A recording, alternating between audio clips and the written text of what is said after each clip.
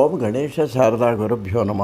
నేటి పంచాంగం శీర్షికలో 2026 సంవత్సరము 3వ తారీఖు సోమవారం అండి. సంప్రదాయంలో చెప్పినట్లయితే స్వస్తి శ్రీ చాంద్రమాన పరాభవనవ సంవత్సరం, దక్షిణాయనం, గ్రీష్మ ఋతువు, ఆషాఢమాసం కృష్ణపక్షంలోకి వచ్చేటప్పటికి పంచమి రాత్రి 8:30 వరకు ఉంది. ఉత్తరాభాద్ర రాత్రి 8:40 వరకు ఉంది.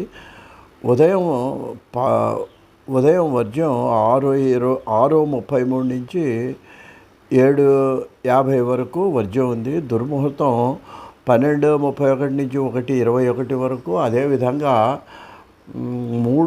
మధ్యాహ్నం 3:02 నుంచి 3:52 వరకు దుర్ముహూర్తం ఉంది.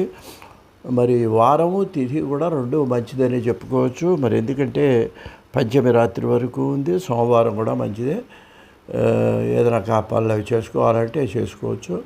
తర్వాత ఏంటంటే ఇవాళ శివుడికి ప్రీతికరమైనటువంటి రోజు కాబట్టి శివస్తోత్రాలు చదువుకోండి.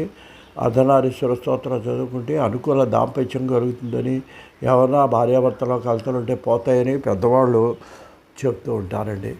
వీలైతే సాయంకాలం ప్రదోష సమయంలో శివాలయానికి దర్శనం చేసుకోవడం, అదేవిధంగా నవగ్రహాల గుడి కూడా చాలా వరకు దేవాలయాలు ఉంటాయి. దానికి కూడా ఒకసారి ఆ నవగ్రహాలకు కూడా ప్రదర్శన చేసుకుంటే అన్ని గ్రహాలు కూడా అనుకూలంగా ఉంటాయని మనవి చేసుకుంటూ, మరి ఈనాడు ఏంటంటే మనం నక్షత్రము తార అనేటువంటి రెండు సమానార్థకంగానే వాడుతున్నామండి. నిఘంటువుల్లో కూడా అది రెండింటికి ఒకటే అర్థం అనేది చెప్తున్నారు. ఏంటనమాట, ఇప్పుడు నక్షత్రం చూడండి, 27 నక్షత్రాలని, దాన్నే తారాబలం అన్నప్పుడు కూడా సంపత్తార విపత్తార అని తారా నక్షత్రం ఒకే అర్థంలో వాడుతున్నాం.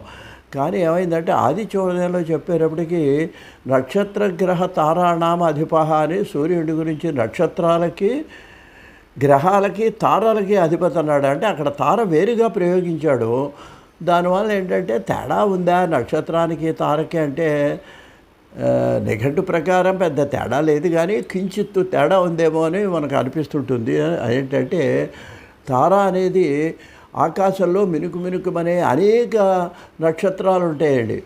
వాటిని తారలు అంటారని, ఆ తారల యొక్క సమూహ మండలాన్ని నక్షత్ర మండలం అంటారని మనం చెప్పుకోవచ్చండి. ఎందుకంటే ఇప్పుడు హస్త నక్షత్రం, మృగశిర నక్షత్రం, మృగశీర్షం అండి, ఒక లేడీ తలకాయలాగా ఉంటే అది అక్కడ అనేక నక్షత్రాలు ఉంటాయి. కానీ ఆ మొత్తం గ్రూపును దాన్ని తారలు అనుకుంటే మనం ఆ తారల యొక్క సమూహం ఈ మృగశిర నక్షత్రం ఉంది. అలాగే హస్త నక్షత్రం అంటే చేతి